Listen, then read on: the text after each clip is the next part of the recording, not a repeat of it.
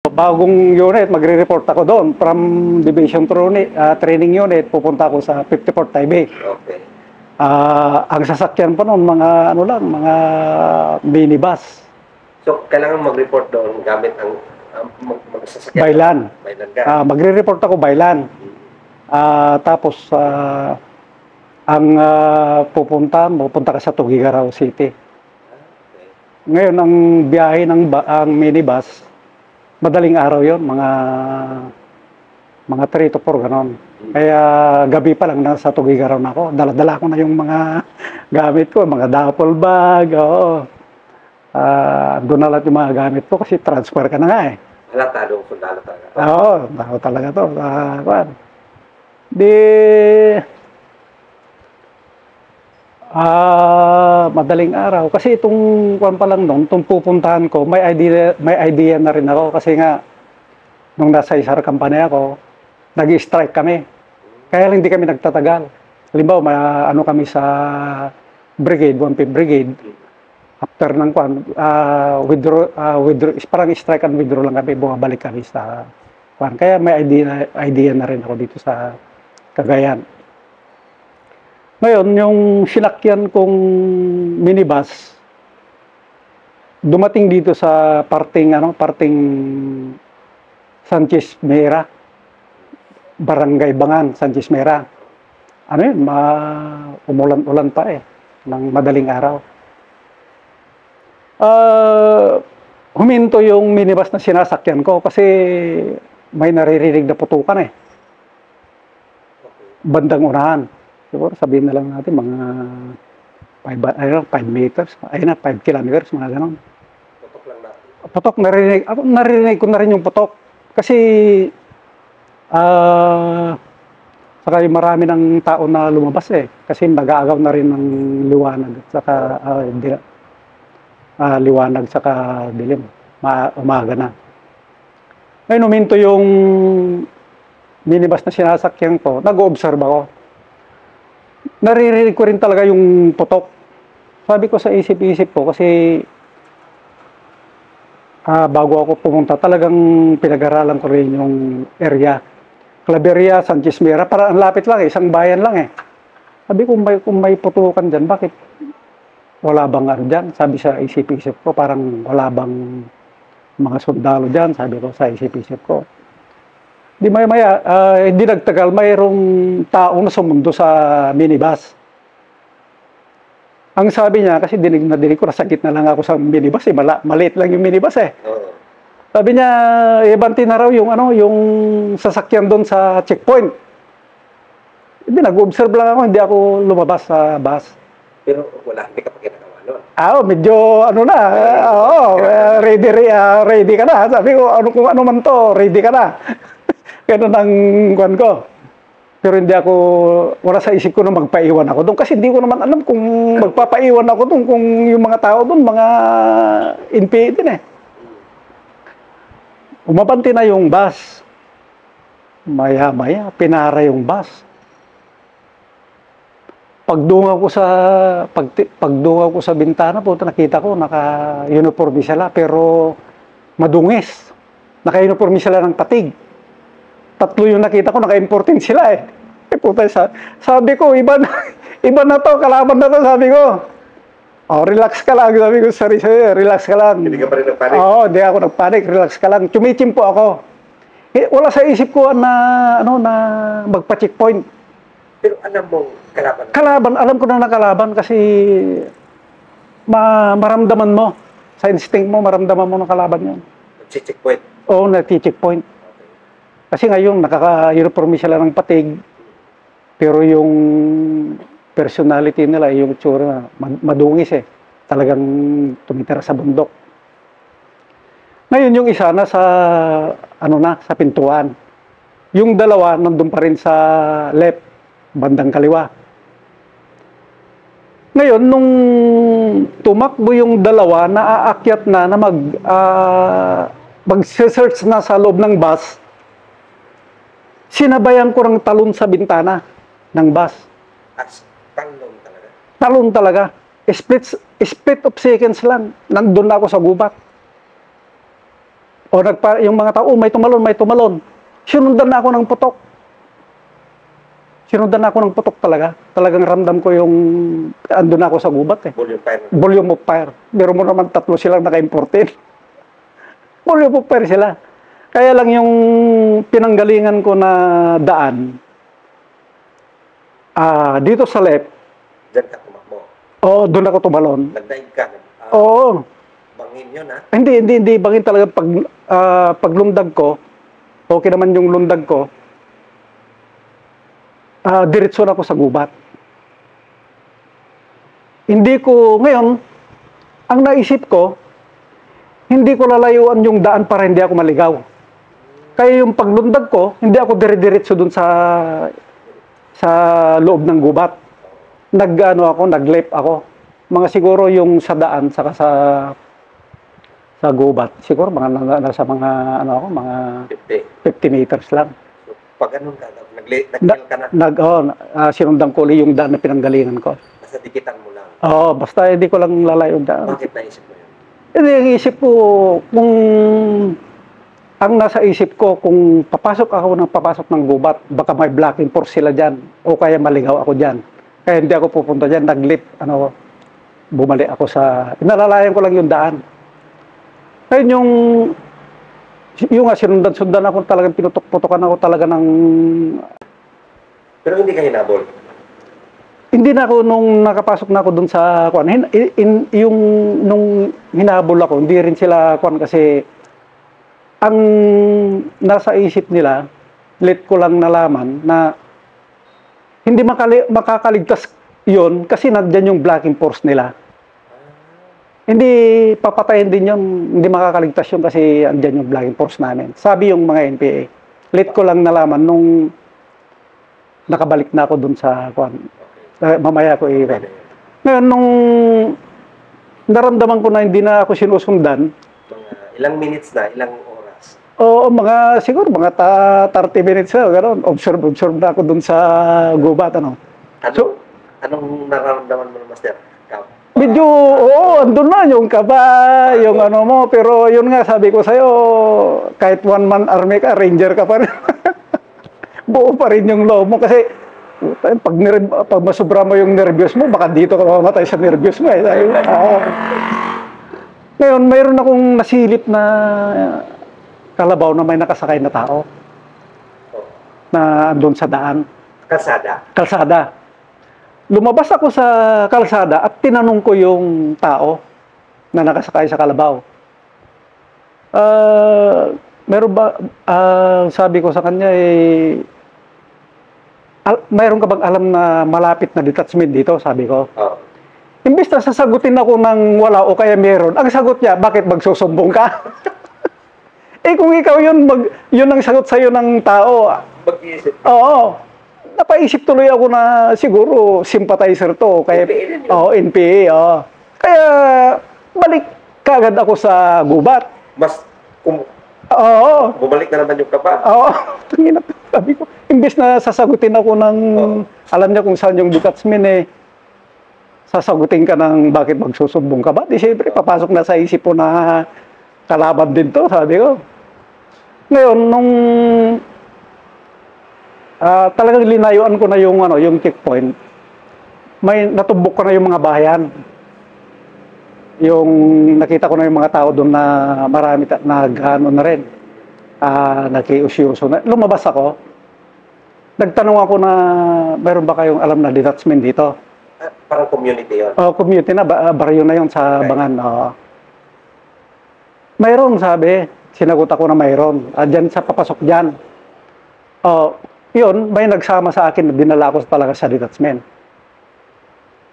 Pero kabado ka rin nung nagtanong ka rin? Oo, kabado ka rin kasi talagang hindi mo alam kung kalaban o kwan.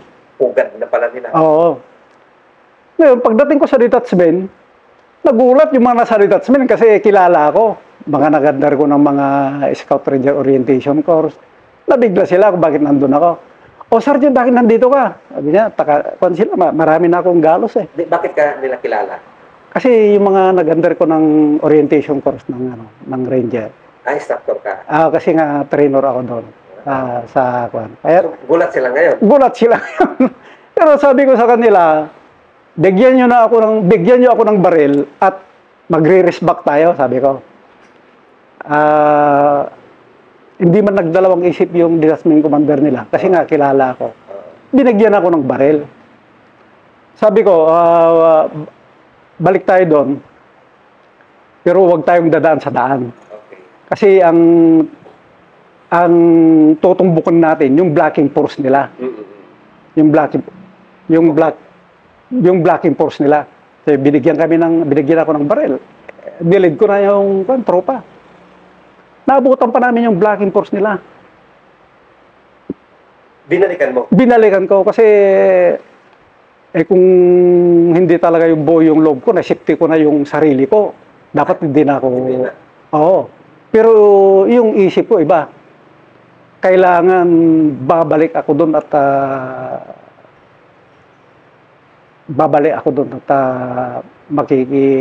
makikipukan ako, sabi ko sa kanya. Pero yung mga tropa sumama? Sumama yung mga tropa. Nagbigay yung detachment commander doon. Ewan ko lang kung ilan yung Dala mo? yung binigay niya. Oo. Ibalik kami doon. Siyempre, ako yung nakakaalam na sa lugar eh. Ako na nag-lead. Nandun pa rin yung blocking force nila. Pukpukan kami. Hanggang sa unti-unti na itaboy namin.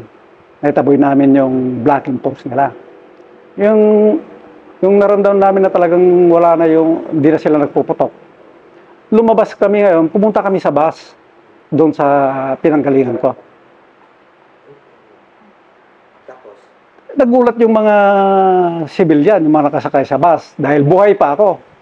Kasi doon ko lang nalaman na hindi makakaligtas yun kasi nandyan yung blocking force namin. Papatayin din yon. Pero yung master, yung nag-checkpoint sa'yo na tatlo, wala na doon? Wala na doon, yung nag-checkpoint. Nung bumalik kami doon, mga civilian na.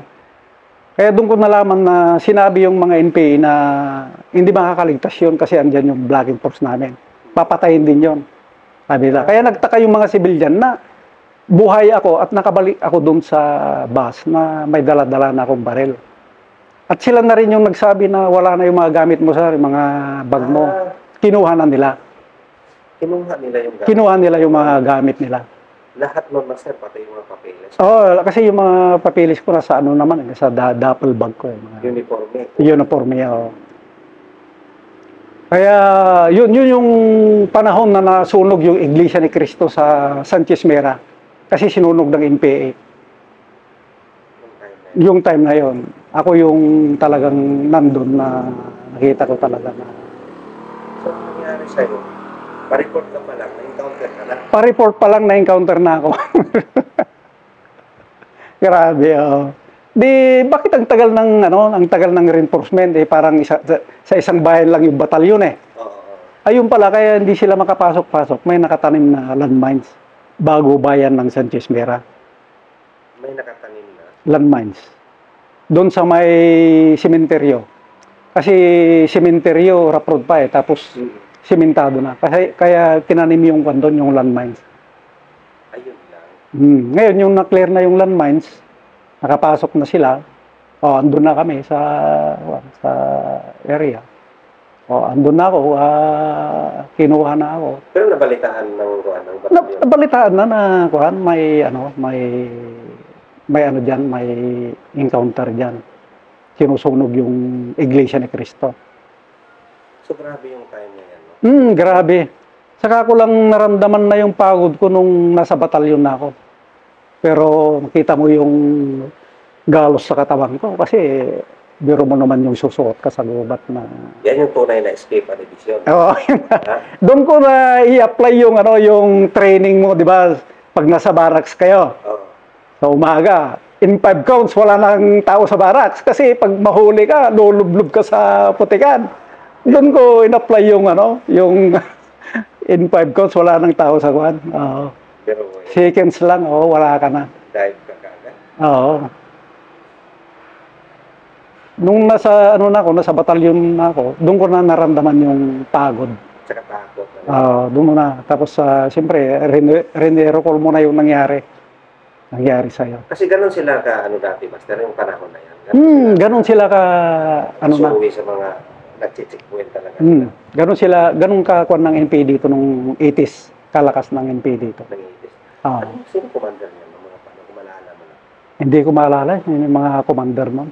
Kasi time ni Balwig. Previous pa man yun ang matagal na yun. So, isa yun sa mga, ano, Oo, talagang hindi ko makakalimutan yun, mga NP. so after nun, okay naman na. Pero yun nga lang, wala ka na papilis. Oo, wala na akong papilis. Talagang nakuha nila. Kaya siguro, siyempre, titignan yung mga papel-papel mo doon. Makakuha nila na isa kang scout ranger, mga ganun. Siguro yung mga uniforme ko noon, mga sinusuot na nila eh. Oo, malamang. Oo, kasi nakuha na nila. Tinanggalan lang ng buwan. Yun, After nun, Master, hindi ka nila hinanap. ano na, kasi, Naramdaman na sumikat ka o... kasi nakuha nila yung ano mo eh. Oo, nung pagdating ko ng batalyon, parang pinagpahinga lang ako eh. Kasi iilan lang naman ng pag ma-assign ka kasi sa pag-scout ranger ka na ma-assign sa batalyon, makita nilang snappy ka eh. Talagang Sa'yo na. operation ka talaga. Bibigyan ka ng talagang ikaw ang maglilid ng operation. So iba yung ano nila, iba yung tingin nila. Iba yung tingin nila sa scout ranger talaga. Talagang tapos ganun pa na yung nangyari. Hindi ka nagpahuli ng buhay, lumabang ka, talagang magiging magtitiwala sa iyo. So infantry yun, Master, no? Oh, infantry. Gaano kahirap yun, Master, na panindigan mo bilang isang ranger? Kasi gaano ka na ano eh. Oo. Taas ng expectation sa'yo, no? Kasi bigyan nyo ng bigyan ng tao. Siya yung striking force ng batalyon. Siyempre, pag sinabing team leader ka ng striking force ng batalyon, iba naman yung kwan mo, di ba? Mahirap pero panindigan mo kasi pinagkatiwalaan ka eh ng batalyon commander mo. So yun na yung tuloy-tuloy. Kasi nung dumating nga ako sa batalyon, malaki yung tiwala sa akin kasi nga lumaban ako sa checkpoint, hindi pa ako nakakarating sa batalyon namin, talagang lumaban na ako. Pagdating namin ng batalyon, pinagpahinga lang ako eh. Pagkatapos nag-ano na kami ng striking force ng batalyon. Kasi yung first sergeant ko dati, si Sergeant Bailin, ranger din. Kaya binigyan ako ng nag-ano kami ng striking force ng ilan lang yung ranger pagka sa batalyon eh nung panahon noon. Dati. Konti lang. Ngayon nung binigyan na ako ng ako yung maglilid ng mga striking force, binigyan ako ng tao. Pero pinili ko yung mga dating nag-undergo na ng orientation course ng ranger. Mga young blood pa. Yung mga dumaan sa'yo. Yung mga dumaan din sa akin kasi kilala ko na sila, kilala na rin ako. Yun na. Simula na ng operation na yan. Palit-palit na yung mga tao pero ako hindi ako nagpapalit, talagang operation talaga. Talagang sinubsob ko yung sarili ko sa operation talaga. Nung take off ako sa batalyon, maayos pa ang mga uniforme ko pero after operation mga 3 months siguro, wala na, punit-punit na yung mga uniforme ko. Pero yung mga kasakasama ko noon, palit-palitan talaga sila. Pero anong panahon na yun, wala pa namang sa bundok, Master, paano kayo doon? Mga moral ma-motivate man lang kasi hindi ka mababa nun eh. Ano lang yun. Paano nyo na-enjoy sarili nyo doon? Wala bang ano? Pagka mo talaga, pagka isa kang scout ranger na mahal mo yung trabaho mo, talagang kahit ano pa yung nasa, ma-enjoy mo. Ma-enjoy mo yung trabaho mo. Kasi nasa bundok ka, ikaw na yung masusunod doon, kahit na ikaw na yung nag-uutos doon. Tapos ang pagkain mo lang doon, sardinas, ganyan, mga puso ng saging, yun, mga pagkain ng araw eh. Operation eh. Okay, so isa pa, Master, ano yung isang matinding accomplishment ko rin na May, nung araw kasi na yon, yung isto namin, si Anong Let, taon yan? Anong taon? mga nakakam na siguro yun, mga 88 na. 88. Oo, nalipat yung batalyon namin sa Tuaw, Cagayan. So, 50 IB ka pa rin yan? Oo, 54th IB pa rin. 54 Oo. pa rin. Ngayon yung Under ni, ano na yun?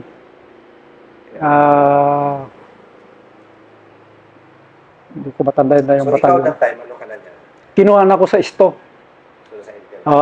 Nasa operatives na ako. Kasi yung isto officer namin, pag nasaan ako sa isto, sabi niya, Ray, kukunin kita, sabi niya, sa isto. Si Let Colonel Abolincia. Special Forces din yun. Kasi, yun, na-assign kami sa Tuaw, Cagayan. Yung nga, nasa operatives na ako. Ngayon, isang araw, isang gabi na hinahanap kami yung hapon pa lang hinahanap na kami yung body ko, si Sergeant Arsiaga, class 70. Kasi nasa bayan kami eh. Mayroon kasi kaming asset na nagyaya sa amin na yung bang naghanda siya, niyaya kami. Andun kami, buti na lang na-identify yung motor namin na nasa daan. Tinawag kami, sir, hinahanap ka namin kayo kasi may hot info. Pinag-report na kayo ni Isto natin, sabi niya, si Colonel Abolincia. Di uwi kami, pagdating namin sa safe house namin, briefing kami. Ang mission namin is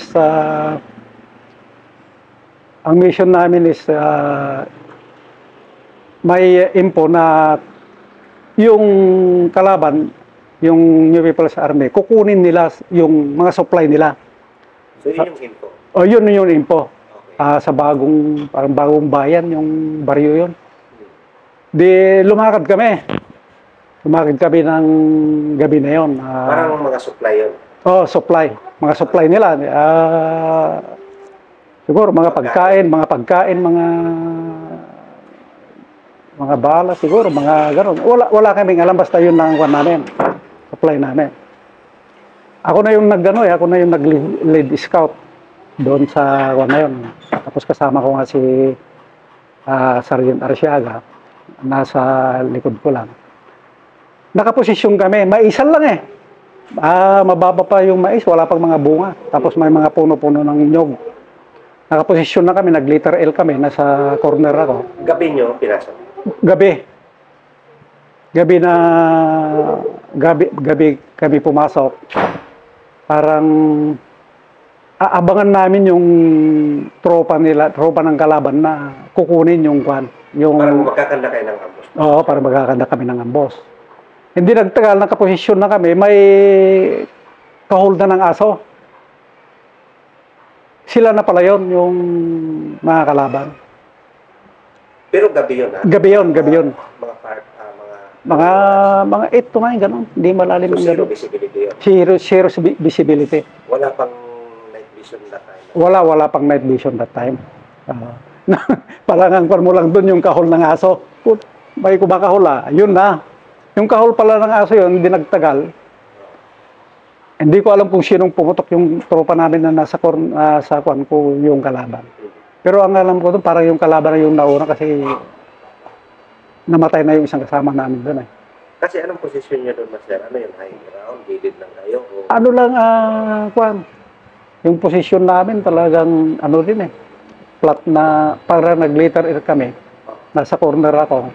Tapos yung iba dito sa, parang ganun lang, letter L lang. Okay. Di yun na, pukpukan yung gabi na yung pukpukan.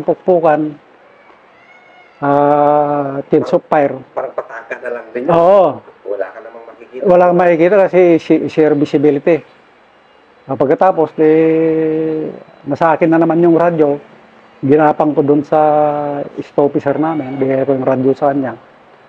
Siya rin yung nag-contact ng reinforcement din. Pero, yun nga, Hindi ka naman basta-basta umalis dun sa encounter site na yun. Doon kami, doon na kami magdamag. Nung magliwanag na, wala na rin yung kalaban eh. So, maliwag ka na. Si, kinuha na namin yung patay na kasama namin. Si Paalang yung... Ay, may patay kayo? May patay kami. Natamaan yung paa niya. Kaya lang, hindi namin nakuha sa gabi, naubusan ng dugo. Anong gabi ng operation? Oo, yung na yun, yung pukpukan na yun ng... Sa kalaban, inimicide, walang... Hindi namin alam kung may ano din siya. Walang bloodstain kinabukasan? Wala, hindi na kami nagkon sa eh. Pagka nung lumiwanag na, nakuha na namin yung kasama namin na patay na.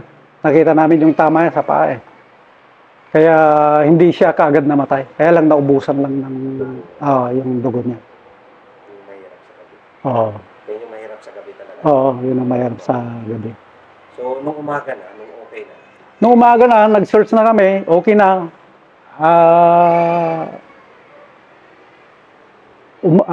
Kuwan na. Wala naman makitang kung saan yung kukunin nilang supply. Doon sa encounter site wala naman kaming na-recover na mga supply. O di uwi na yung kuwan. Yung buong tropa. Oo. Kaya lang, kung bakit pumasok sa isip ko. Nagpaalam ako dun sa officer namin, sir, may iwan muna ako dito. Basta magpaiwan muna ako dito at mag-search muna ako. Bigyan mo lang ako ng tao. Nagbigay ng 6 lang para one team kami. Pero mga non-ranger yan. Anong napansin sa area? Kaya mo nasabi mo, anong napansin mo sa area? Nung wala na yung mga tropa, pipito na lang doon. May nag-reinforce pa ng Charlie Company ng 54th IB, galing sila ng Apayaw. Under ni Colonel Mamaril, yung CEO ng Charlie Company noon. Hindi ganun, nag-alisan nila. Yung grupo ko na lang na 7 ang naiwan doon. Basta naisipan ko lang na magpaiwan doon at ipagpatuloy ko yung pagsisearch. Ngayon, mayroong katatapos ng bagyo yata yun man. Napansin ko na kung bagyo naman, kalat-kalat yung mga sanga-sanga eh. Hindi, Pero nagtataka ko, bakit yung mga sanga ng mangga, bakit nakakumpol, nakaayos? Ngayon, pumasok ako sa isang bahay na maliit lang na bahay. Walang tao, pero may isang papag doon. Sumilip ako sa ilalim ng papag, mayroon akong nakita na nakasako. Hindi ko alam kung ano yun, kung palay ba yun o bigas ba yun. Basta pinalabas ko. Nung nilabas na yung nakasako, binuksan namin, pagtingin ko pa lang, naku, sabi ko sa kuwan, ito na yung ginagawang pampasabog. Abono. Kung tinitignan mo, abono, kung hindi mo alam. Pero yun yung ammonium sulfate yan. Puti yun na butil-butil. Ito na yung ginagawa na, sabi ko sa mga kasama ko, ginagawang dinamita, mga improvise. Kasi yun, hahaluan ng gasolina yun. Tapos lalagyan ng yung blasting cap. May garon. Sabi ko, tayo na mag-search tayo. Tingnan natin yung mga kumpul-kumpul na, kumpul-kumpul na sanga. Pag pagbukas namin yung mga sanga-sanga, ang daming bala. Assorted ammunition. May nakalink ng M60, M16. Mayroon pang mga ng M79 mga araw, di ba? Yun. Ang laking ang laking accomplishment. Ako ang naka-recover yung walang baril. Walang baril. Puro talaga. Ammunition talaga. And then yung explosive. Explosive. Biro mo yung isang sako, ilan yung magagawa yung isang sako na explosive.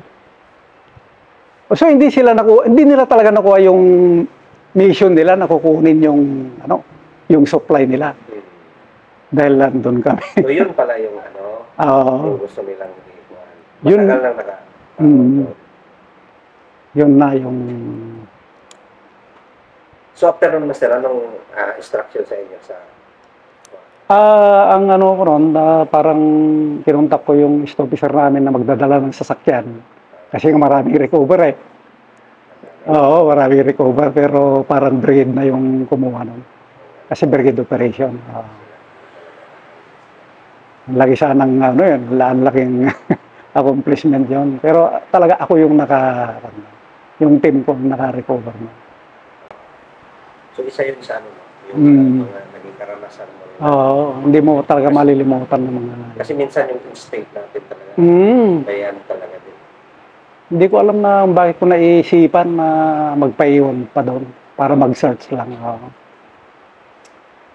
Ano yung hindi mo makalimutan, Master? Mga kwentong training mo na. Ay, mga Kasi kwento. iba yung training, Oo. iba yung mga panahon ninyo. Yung mga, grabe yung mga suntukan, malasan. Ay, oo. Talagang uso pa yung paddle noon eh. Racing, di ba? Oo, yung paddle. Pa kasi yun. Oo, talagang hindi ka pwede kung wala kang itim sa binte. Noon, talagang paddle pa. Tapos authorized pa yung titirahin ka ng bat ng ng baril sa dibdib mo. Oo. Sino yung hindi mo makalimutan na RI mo? Yung mga gagapang ka sa drainage ng mga CR, gano'n, halimbawa, pag may lecture kayo, patulog-tulog ka. Mahuli ka matulog. Gapang ka dun sa drainage ng CR.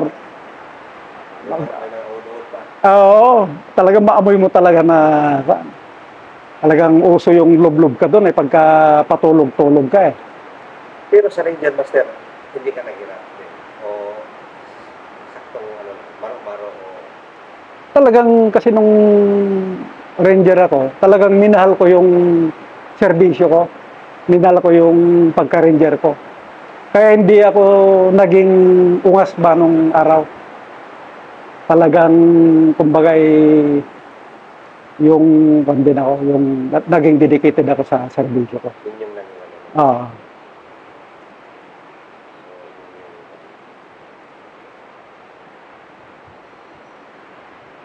Yun lang man sa akin, Master. Kung may dagdag ka pa, yun lang sa akin lahat ng tanong mo. Yun lang, yung ang mga na-share ko rin sa during my tour of duty, masaya rin na talagang lumabang ka rin para sa bayan. Sa yung mga young generation ng Scout Ranger, magiging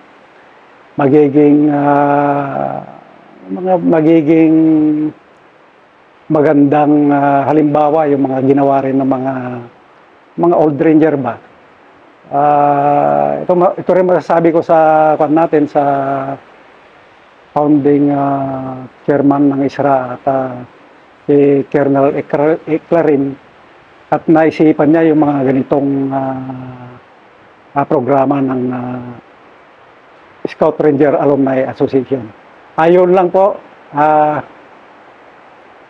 Sa mga gustong magsundalo, sa mga kabataan ngayon, kung may mensahe ka, ano yun? Sa mga gustong magsundalo, lalo na yung mga gustong maging katulad. Oo. Kung gusto nyo magsundalo, pumasok kayo sa army, pumasok kayo sa Scout Ranger para doon nyo maramdaman kung paano magserbisyo sa bayan. Kung gusto nyo maging warrior, maging fighter, pumasok kayo sa Scout Ranger. Ito, Master, isingit ko na lang. Ano ang pakiramdam, Master, na nakapaglingkod sa bayan ng totoo? Masaya ka na noong panahon mo. Nagsakripisyo. Talagang sinakripisyo mo. Hindi ka lang nung araw na pakaangkaan ka lang, naghihintay ka lang ng sweldo. Pero ako, nung during my tour of duty, talagang pagmamalagay ko na talagang nagserbisyo ako sa bayan. Yun lang, Master. Maraming salamat. And Rangers, lead the way. Ranger, lead the way!